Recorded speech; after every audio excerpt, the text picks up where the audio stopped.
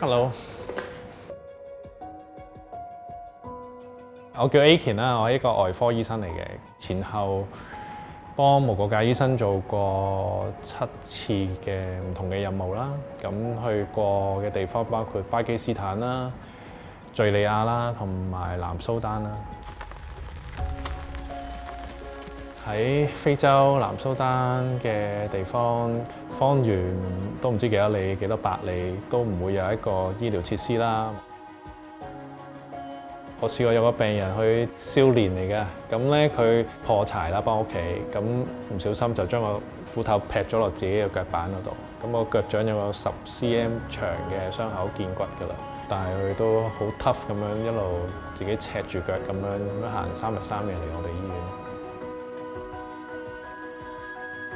唔係好多人可以有機會 even 嚟得到我哋醫院添，可能嚟到我哋醫院之前已經失救添。嚟得到醫院咁當然就要盡力去救每一個咯。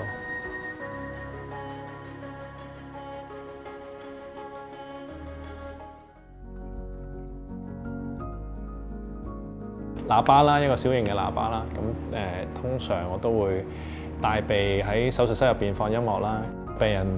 好多時半身麻醉嘅情況之下，佢都會聽到手術室入邊嘅聲嘅，尤其是喺我哋鋸骨嘅時候啦，咁嗰個聲音就會比較難聽，咁我就會開大個音樂去嘗試去蓋過啲聲音啦，等個病人唔好太緊張啦。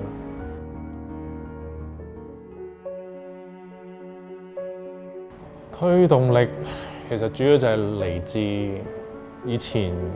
每一個親身經歷嘅故事咯，每一個病人我可以成為佢哋康復嘅其中一部分咯。其中一個啱啱南蘇丹嘅 mission 嘅病人啦，一個後生仔，咁喺一啲部落衝突嗰度中槍啦，腹部個肚嗰度身中多槍，即刻幫佢做剖腹手術咁樣，咁就發現佢基本上可以形容係腸穿肚爛啦。一開始我哋個 team 都冇預過佢可以捱得到，需要切好多部分嘅大腸、小腸啦，亦都要做好幾個腸嘅駁口啦，同埋甚至乎要做造口嘅。另外個造口亦都係一個大嘅困難嚟嘅，因為我哋當時喺醫院就剩翻少量嘅造口袋嘅啫，貨源又未到，咁我哋又的確有個病人喺度，每日都需要用，唯有喺冇辦法之下咧，不斷用啲唔同嘅資源去做一個人造嘅造口袋。咁有好多唔同嘅工具都用過㗎啦，譬如啲外科手套啦，住咗差唔多個零月，咁最後好神奇咁樣又傷口又埋晒，傷口感染又退晒，跟住又食晒嘢，亦都可以俾佢返屋企。我同佢講可以返屋企嘅時候，佢開心到就彈起啦，咁會同我哋握手啦、擁抱啦。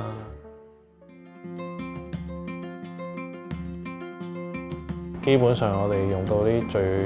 簡單嘅嘢，都可以救到好多唔同嘅病人嘅，止痛藥啦、抗生素啦、造口袋啦、啲棉花紗布啊、針線啊嗰啲已經係我哋最常用、最需要嘅嘢。咁但係好無奈喺當地亦都係好缺乏嘅。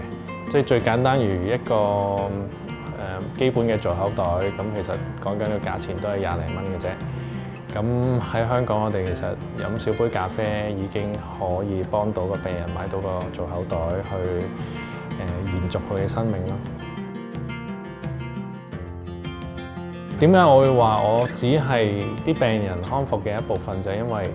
其實除咗我之外，當然成個 team 係幫緊手啦，所以我做到嘅只係喺我份內嘅一小部分啦。